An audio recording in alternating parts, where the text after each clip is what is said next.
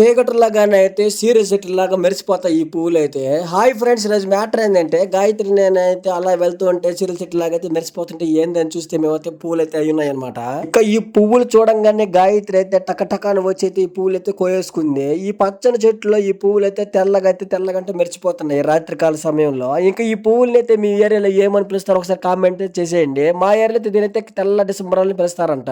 వీటికి ఎందుకైతే డిసెంబర్ అని పిలుస్తారంటే ఈ డిసెంబర్ నెలలో వస్తాయి కాబట్టి డిసెంబర్ పువ్వులు అని పిలుస్తారంట. మీ ఏరియాలో ఏం పిలుస్తారో ఒకసారి కామెంట్ చేసేయండి. ఇక వీటిని అయితే త్వరగా కోయేసి కొన్ని అయితే చూపిస్తా ఉంది నాకైతే గాయత్రి. ఎంత తెల్లగా ఉన్నాయి చూడని చెప్పి చూపిస్తా ఉంది. నేనైతే దాన్ని చూసి చాలా ఆశ్చర్యపోయాను. మీకు అయితే ఎలా అనిపించిందో ఒకసారి కామెంట్ చేసేయండి. ఇక గాయత్రికి అయితే చాలా నచ్చినాయి కాబట్టి ఈ పువ్వుల్ని తల్ల పెట్టుకోవాలని చాలా ఆశగా అయితే కోసుకుంటా ఉన్నది. ఇంకా చిన్న చెట్లు అయితే ఉన్నాయి. ఈ చెట్లు అయితే ఇంకా పూలు అయితే రాలేదు. వచ్చిన వెంటనే మీకు అయితే ఒకసారి వీడియో అయితే చేసి పెడతాను.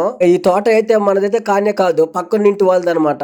వాళ్ళ ఇంటికైతే కోసుకొని వస్తున్నాము. ఇంకా వాళ్ళైతే మనకు చాలా తెలుసు. అందుకని అయితే దీంట్లో అయితే కోసుకుంటాం. ఇవైతే మొగ్గలుగానే ఉన్నాయి. ఈ మొగ్గలు కానీ కోసుకొని కానీ ముందుగానే అల్లుకుని కానీ పెట్టుకుంటే చాలా బాగుంటాయి. గాయత్రి అయితే ఇంకా ఉన్నాయి, ఇలా చూసుకుంటా ఉన్నది. ఫ్రెండ్స్, వీడియో ఇలాంటి వీడియోలు కావాలంటే మన ఛానల్ సబ్స్క్రైబ్ చేసుకోండి. పోతే లైక్ మీద ఒక దెబ్బేసి వెళ్ళిపోండి.